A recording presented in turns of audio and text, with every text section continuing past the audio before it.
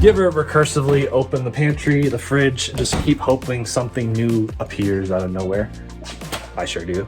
Anyways, welcome back to the channel of Flywheel Films. Welcome to an adventure. I'm wearing my Apple shirt and gray pants, and that means maintenance. I don't know why. I guess I have a ton of Apple shirts from when I worked at Apple, and they're just like, I feel dumb wearing them all the time. So it's my shop rag shirt, if you will. We're going on an adventure, like I said, going to Breckenridge. But you see, this Breckenridge trip is not for vacation like everyone else in the world. I'm going to Breckenridge simply because I have a friend who lives in Breckenridge, or actually works in Breckenridge at a shop, and he has offered graciously to let me bring Ghost to the shop to figure out what the stupid noise is. For those of you who don't remember, my video where I did here's all of the things I've done and things I want to do, I mentioned in the video there's a noise, and many people said maybe it's sway bar end links, maybe it's something else. Tightened everything, tightened every component of the suspension, sway bar end links, all of it. The noise is still there, getting worse. It's just that like weird creaking sound. I'm gonna go get to the shop, get on a lift, get it in the air, get underneath it, take stuff out, figure out what in the world is going on. And maybe some other things too. I have this I'm gonna bring. I mean, it's a shop, so it's like I'll be prepared for an oil change if it so desires. Got my filter, my Costco oil. Oh, by the way, those are the 5mm spacers. I have taken off the rear 5mm spacers, moved the 3s that were on the front to the rear. Now I have better thread stuff, better threads to work with as far as safely torquing down the wheels. So I still think it looks good. I may wait to run more aggressive rear spacers till I get like extended studs, or just replace the entire hubs. Not really sure, but I am honestly very happy. I feel like the front was fine as is. This is how it came from Kogeki or Flying Miata. The rear tucks in a little bit, but that's because it's cambered more naturally. So that's that. Anyways, get some drinks and snacks to the road. Let's get to it.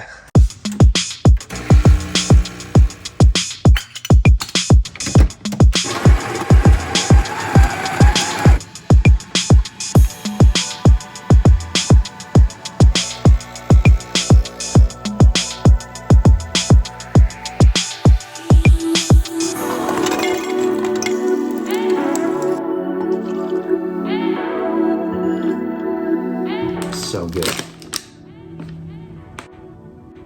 So that smells pretty weird, actually. This is the spicy seafood flavor.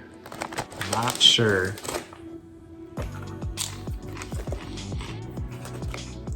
Oh, I got a cake. Okay. Oh my gosh. So let's hit the road without further ado. The coffee should get me out there, but I feel like I need something for when I'm there. That'll do.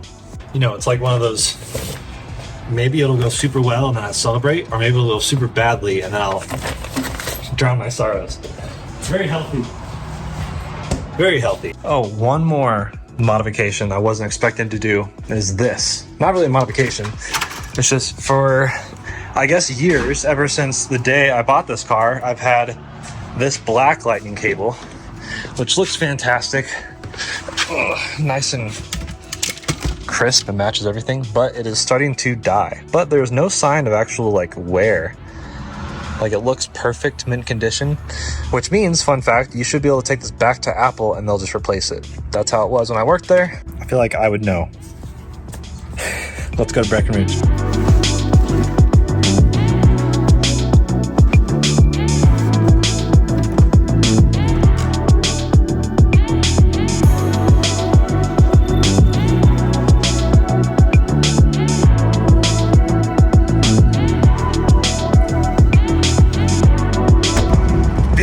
Beautiful driving weather. Looks like some traffic though, so that's disappointing. My arrival time is about 20 minutes after I was supposed to, but should be beautiful sunset cruise into the mountains. I mean, it's all mountain drives until I get to Breckenridge, so an hour and 40 of stunning scenery. Can't wait. Also, I was right, it was the cable. It's working perfectly now, so another thing to add to the list.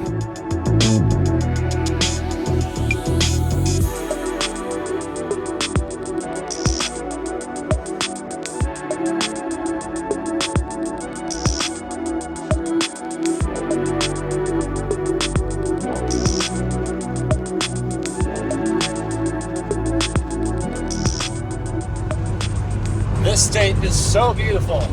All the trees are changing, and it's like a very gradual thing because trees, leaves, especially the aspens out here, change at such different rates based on the elevation. So there's always aspens in color in this season for like 2 months, well, at least a month, I guess.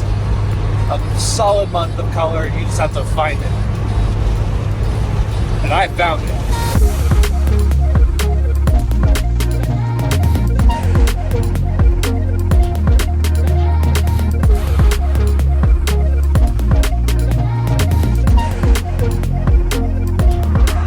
Found a chain station. I don't have chains,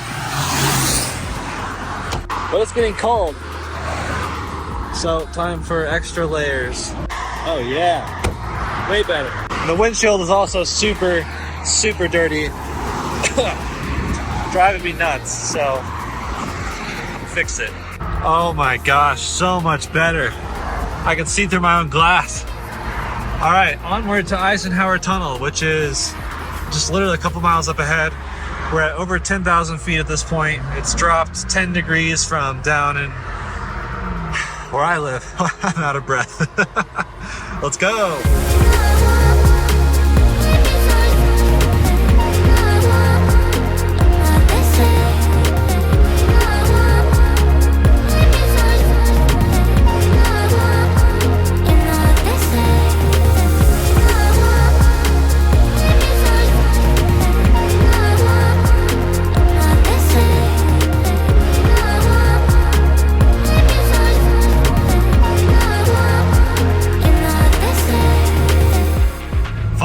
If you see a Toyota FJ that's all the same color, meaning not a white roof, that usually means it's a special edition from that given year.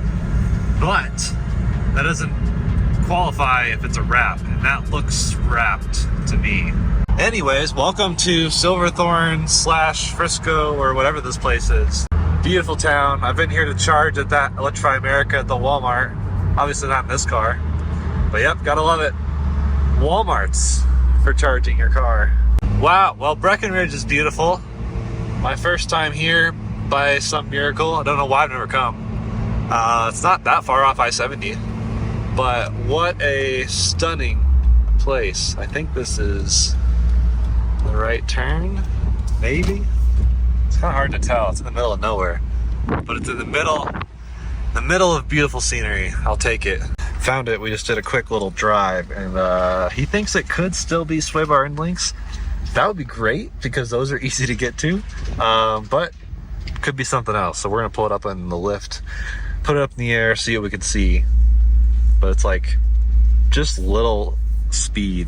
You could, yep, that pop right there.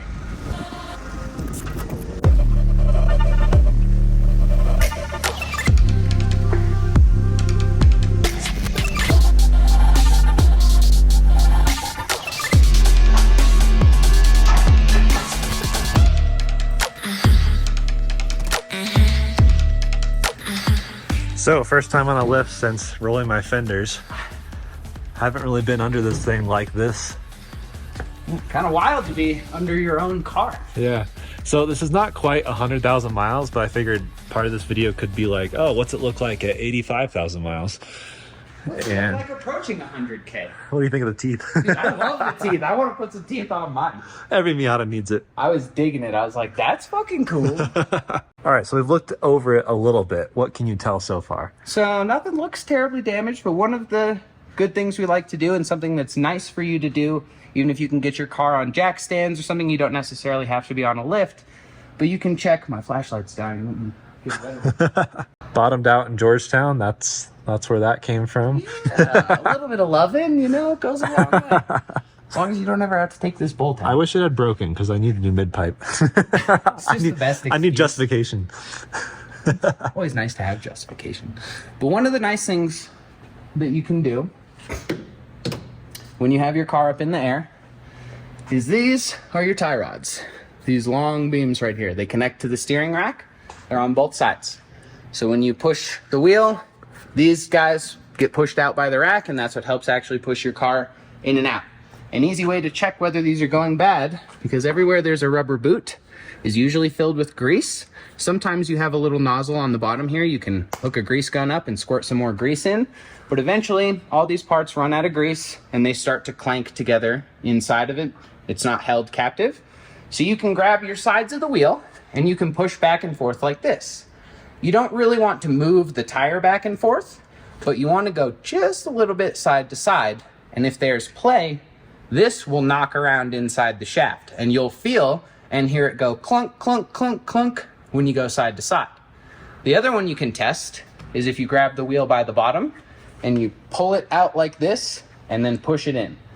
You can feel two things with that. If the wheel bearing is bad, the wheel will go clunk, clunk, clunk, clunk back and forth, or your ball joints are bad here on the bottom or the top. And when you move the wheel, you can see physical movement if they have gone bad. Neither of these are bad. The front end's nice and tight. We can yank on it and we don't hear any clanking. We don't see any movement here. It's a good Very sign. good. So then you can do that test on the other side. You know, grab it from here, grab it on the bottom, pull, push, go back and forth, see it's nice and tight. And when we go side to side, just the rack moves. We don't have any kind of excess movement from this joint right here. If they're really bad, you can sit under here and go like this and hear them clank around. Nice. So it's not that. So it's not that.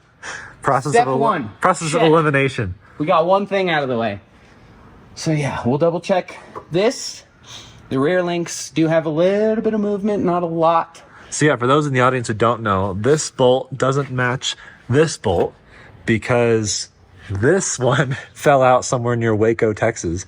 So I arrived in Dallas and this whole thing was missing and the bolt was just like sitting there, like I guess being held down by the suspension itself. Yep. But it was still scary to see that. It was in Ahmad's garage and I was like, oh, that's not good.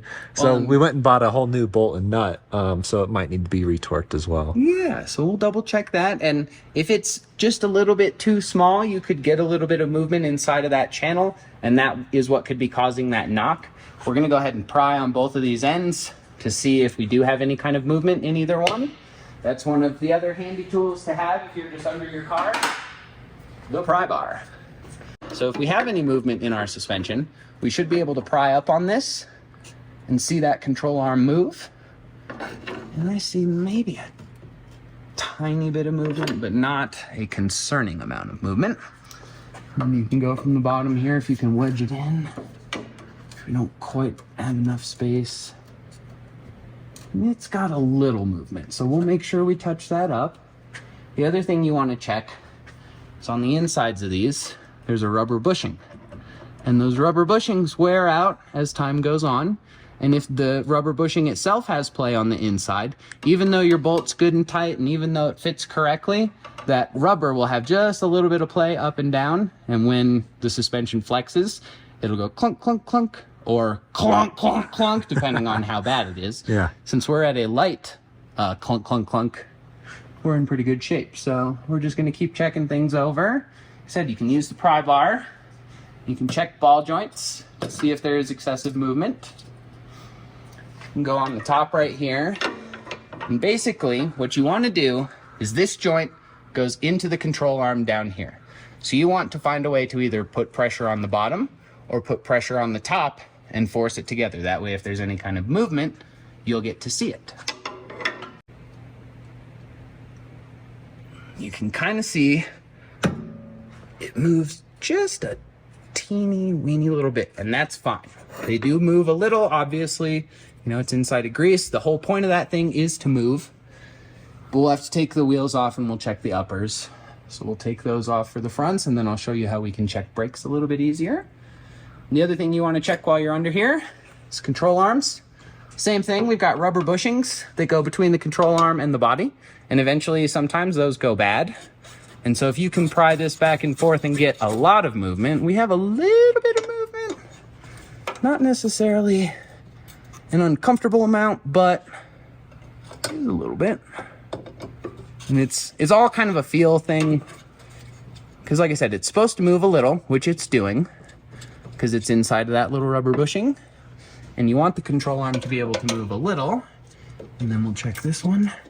So like you can see that one, if you film from the front, you can see it moving a little bit in the back. That's what it's supposed to do.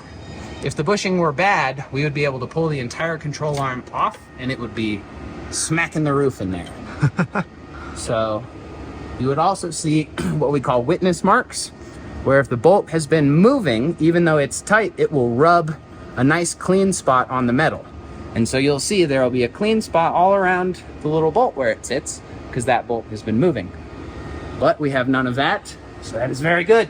It's nice and dry up in here. You can check. Another good thing to check is your U-joints on your drive shaft. It's the little piece that goes in between these two hookies right here. And when you go back and forth on the drive shaft, if that joint is bad, you will notice a clank clank. And again, all of these things have just a little bit of movement, and it's something you just kind of have to get used to what is and isn't a healthy amount of movement. But like if you hold it up against its wall here and tried to push it, see how it stays in one place, it just moves. Yep. If you had flexion, it would click, and then you would see it moving around a lot more. So that U-joint's good. You usually have U-joints on your drive shafts or on your axles. And so, like I said, a quick, easy way is to just go back and forth like that, or push up and down along the direction of the U-joint and see if these little caps have any kind of movement, which we don't, so that's good. Got the diff in the back, no leaks coming out of it. The other thing we like to check for is if there's leaks on the axle seals right here. Make sure there's no broken axles. Make sure these rubber boots are nice and fresh, that there's not a hole in them, because they are also all filled with grease. And once this boot tears, the grease will spill all out all over the place, and then the axle will go bad. Again, because there's just a U-joint inside of there, and when it doesn't have grease keeping it nice and healthy, it gets dry and crotchety, and then it gives up. So before someone in the comments ask, I'll ask the question. How much of this rust is concerning versus like, oh, it's just an Ohio-born car, and So- did I rescue it in time? Rust is a dirty inevitability. I cringe every time I put mine on the lift, because you can't get away from it unless your car lives inside and you have a literally meticulous routine that cleans under the car and over the car. You're not going to get away from it. This, you got an exhaust leak. Oh. So that could be touched up. You need a new gasket right there. See how there's black soot? Yep. That's bad. That means exhaust is coming out right there. It means you just need a new gasket. Should be quick, easy unbolt. Yep. But as far as rust goes, part of it is the materials that the bolts and the nuts are made out of, and part of it is what is actually rusting and how crucial it is to the functionality of the car. So in the case of this, since this is your rear subframe, you do have surface rust here and surface rust here. I don't see any major flaking or cracking, because inevitably little pieces of the paint will chip off, and you can peel, like right here. Here's a perfect example. See this little chip of paint we got? Yep. Some people will get really concerned about that because it's peeling along a rusty area. It's not super concerning. It just means that the rust is getting under the paint and the paint is lifting. Once the paint all lifts off, it will go and start rusting on the surface entirely, and that's when it will actually start corroding things. Or if it's like a steel versus aluminum, aluminum won't rust. You can see your control arms. Since they're aluminum, not a drop of rust anywhere, versus all these like steel bolts and stuff. And that's bolt upgrades that people will do. They'll change to titanium bolts or to aluminum bolts or whatever that's actually capable of, you know, dealing with the application that you're using, because you need a bolt that's strong enough for your purpose. But you can change those bolts out to things that will rust less frequently. But these help set your alignment in the back. So the only problem with these rusting is it means it's going to be a pain in the ass for whoever has to set the alignment in the back of this. Because if these don't come out, like we were talking about with those rubber bushings, what happens is the bolt will rust and seize into the rubber bushing that's in there. And then when you're trying to turn this, you're turning the entire bushing inside of this sleeve on this control arm here. And that's a fucking bitch. Because then that means you either have to cut the control arm out or cut the bolt off or figure out a way to get it out and then replace the bushing. Most of the time you end up replacing the control arm, because replacing bushings is just stupid. So you end up cutting this whole thing off and you have to replace it. These are getting rusty, but you could still probably pull them off. There's still good bolt left. When they start to get really rusty and the ends start to fold in, and you can kind of see, like, even though you ran over this one, where you have like edges of the bolt that are going to be harder to get to with a wrench, that's when it becomes difficult, because then you don't have an exact size to put on, and trying to break free some of those rusty bolts is a pain in the butt. But some of these things that are made out of a little bit cheaper metal that go back and forth here, you can replace them fairly easily. You do have a bit of surface rust on the bolts here, which again, it's a 10-year-old car. That's pretty normal. It did live in a more humid climate than we're in up here in the mountains. A lot of the things up here will rust more slowly. They still rust, but it's less of a problem, especially cheap stuff like sway bar, bushing, attachments. That stuff will rust out really quick. Some of these heat shields will rust out kind of quick, but it's super thin, cheap metal versus the big stuff. Yeah. Where you want to be concerned is when you start seeing cracks or where you start seeing separation. So like we were talking about witness marks earlier, if this were rusted all the way through and actually separating off the body, you would be able to see where this is just slowly kind of tapping and making contact. Because every time this would flex, it would lift off and then touch back on this surface. And so you'd start to see where it's actually breaking away. Like I said, we've broken a little bit of the paint off right there, but I'm not chipping welds off. Yep. So that's when you start to get concerned, is when you can run under with just a finger or with a tool and just lightly start doing that, and you start pulling welds and actual like critical surface material off, that's when it becomes a problem. Versus some of this surface level, like if we had to pick something that is really rusty under here, it's just these bolts. And it's because they use inexpensive bolts because they plan to replace them at some point, or they know that the people who are going to be in this car within 6 months of buying it are going to go change out all the rear control arms, all the knuckles, all the brakes, all that stuff. So they focus less on some of that stuff. Also, it's expensive to mill things out of aluminum and nicer metal. So, this is still a very cost-effective car versus if we were on something that was a little bit nicer, you'd see better quality nuts and bolts. But for what it is, for being 10 years old, there's nothing that is really concerning. You can't just poke a hole in your exhaust. We do percussive testing, so you can tell where like heat shields are rattling or if cats are bad, and all you have to do is kind of just lightly tap on stuff.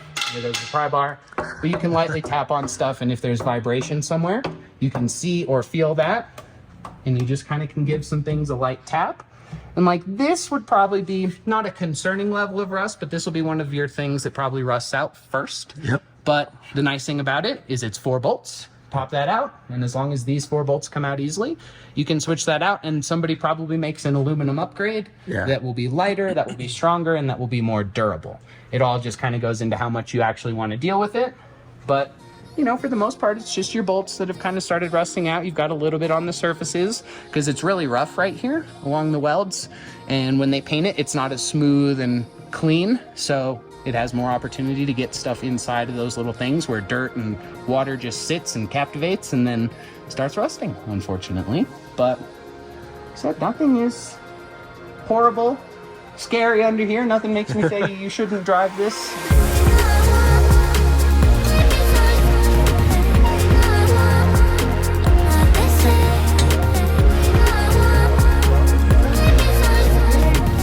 We're going to check this upper ball joint here. If you can create tension where the control arm mounts into the ball joint, and like we were talking about, create compression right there, you can watch for movement, and you can see the little the bushing fluffs out a little bit, but it's not going like clunk, clunk, clunk. Yeah. So that's a perfectly acceptable amount of movement. And then while you're in here, you can check the control arms. Make sure that you don't have any extra play there. You can go on the back and you can see it moves a little, but it's, again, what you're looking for is clunk clunk or for flop flop. But yeah, nothing really too terrible there. We can check the sway bar links and bushings for... And then we check brakes too, because they're actually holding up pretty well. Yeah, so it's nice and easy. Once you have the wheels and tires off, you can look through this little porthole right there and you can actually see what's left of the pad. On this side, we have a little bit of uneven pad wear. This inner pad has been wearing a little bit faster than this outer pad. And faster than the other side's and faster than the other side. So he potentially has a caliper that is starting to go bad. It's still acting properly and it's not locked up or causing an issue. But uneven pad wear is usually caused by something like that. And the other thing that's interesting to look at when you have the rotors off is like where it wears and kind of the striations. See if you have, sometimes like people will get a rock in here and you'll get these little channels that are actually worn into the rotor.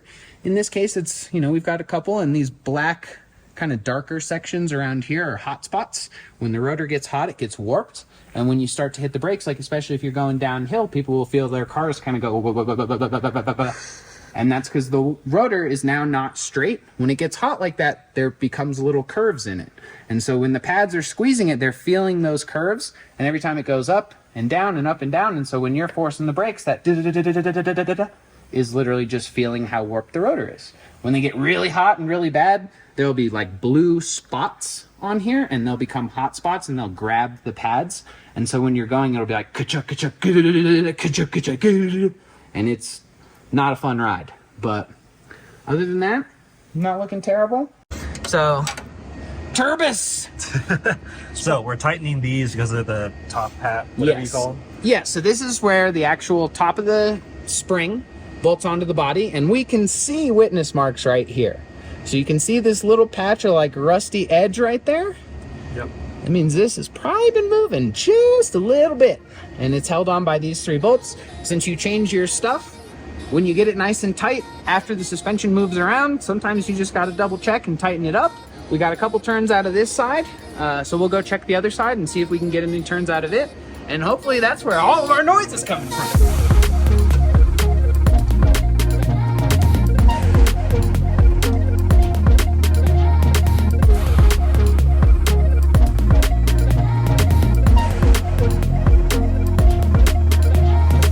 Right, we got everything tightened down. Torquing the wheels back on. Torquing, which you should always do. Ask us how we know. Torquing an orbital pattern. Star-shaped. Exactly. And hopefully it's working.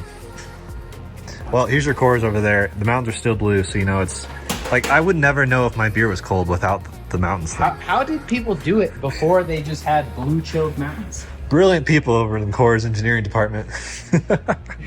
We got Hans over at Coors, revolutionizing beer as we know it. Send her up.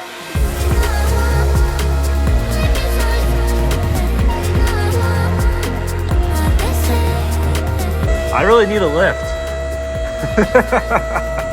So I'm not going to film this whole oil change because I have a whole other video on that. But look at how easy it is when it's on a lift. Yeah, well, and let's see if I can do the magic and not get oil on my fingers. See if my 15 years of doing this actually counts for anything. Ha! Wow. Damn it! I failed! Very close. Close enough. But that was good. Right, oil change done. Everything we could possibly think about tightened down. Car's back on the ground. Man, do I wish I had a lift in my house. Not that I even have a garage tall enough for that. Although I guess the car is so short. It's feasible. But we're gonna go take it on a little rip, see if the noise is truly gone.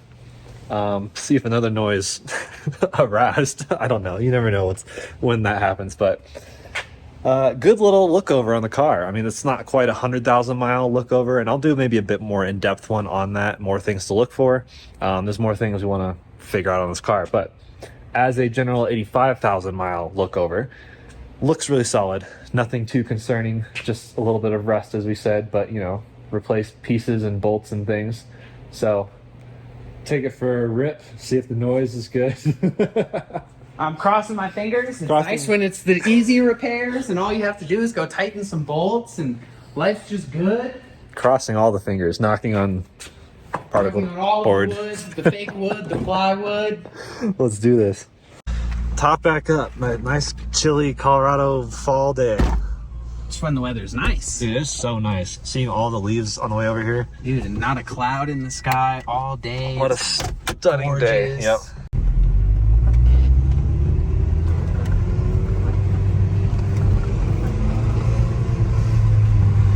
I can already tell you it's better. Wow, these people have great views. Holy cow. Yes, they do. All of Breck down there. Wow. Living. Some snow up on the mountains. Can't really see the camera. There's already snow on the mountains. Right. I think it's fixed. Oh, wait. You can't even see me. There we go. I think it's fixed. Although we'll see. Time will tell. Cars are fickle, but I feel a lot better about this car than before. honestly, the issue with, so I think, wow, he really put my parking brake on. Got it, okay. The issue that I've had before, so I think I've told you guys that, oh, it's still popping a little bit, but it's for sure better than it was. So, I don't know.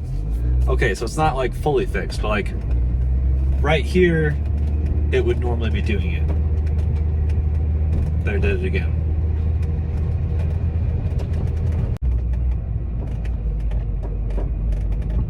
Still doing it. Not as bad as it was. It's not really alarming. It's just, I don't know what it could be. Basically, I'm gonna keep an eye on it, see how it drives. Probably take it out this weekend to see some more leaves, more leaf peeping.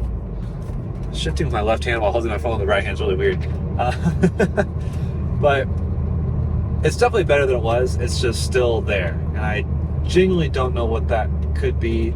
Like he said, so I don't feel like this video is a complete waste of time, because hopefully you learned some stuff, things to look for, ways to check components in your car for different types of wear. I feel really good. Like, I don't feel like this is a waste at all. I did an oil change, it was coming up on needing that. But also, I wanted to get a more professional, quote unquote, opinion on the rust state of my car, because the last thing I want to do is pour a bunch of money into this car if it's going to like rust out at some point. But it seems like all the rust is really just bolts here and there, which are all replaceable. I want to replace all of them. It's a journey, honestly, but the journey with your car is what really encapsulates the relationship with your car, and I think makes it stronger. Not to make it sound weird, but I'm attached to this car because of all the stuff we've been through. That noise could just be the fact that I used a different bolt than what was in the factory one on the lower joint connection on the front right suspension. So maybe I'll track down a factory bolt. Those are probably pretty cheap, and do that next time. So Nick's a great resource. Really appreciate his help, and hoping to do more stuff with him in the future, because it's a great shop, a lot of opportunities for fun and games. So let me know what else you want to see me try to do with this car. Let me know if you learned anything, and if you have any suggestions, things to look for, because that's kind of what this was. Looking for things, trying to track down that cursed noise. Don't know what it is.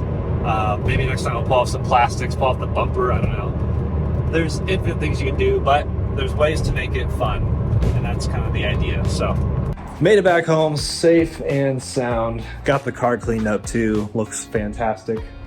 Should have washed it a long time ago, honestly, but you know.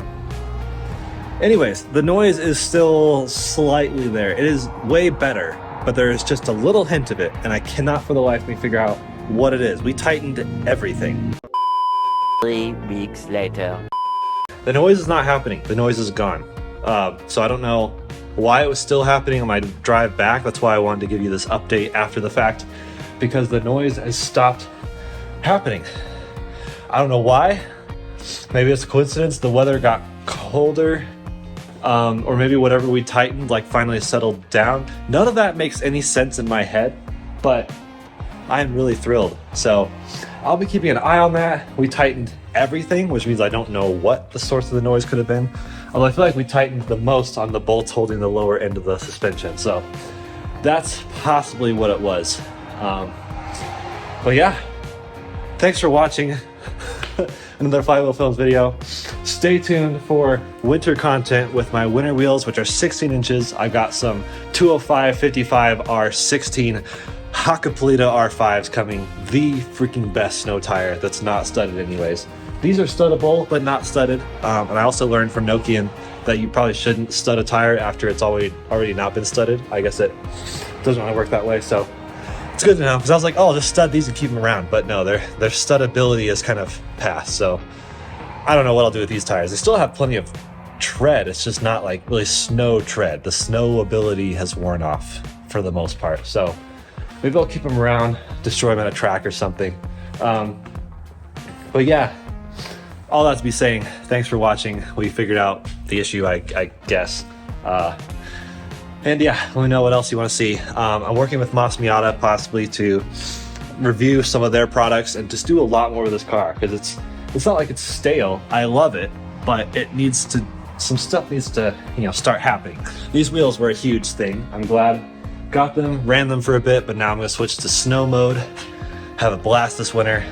I gotta figure out how to mount these mud flaps in a really creative way that's like quick remove, quick release. So if you have ideas on how to mount mud flaps in a quick release format, I mean, they don't have to be like, just pull it off, but like think 5 to 10 minutes removal, because I'd love to have a snow build with mud flaps and a summer build without mud flaps. So thanks for watching. See you in the next one.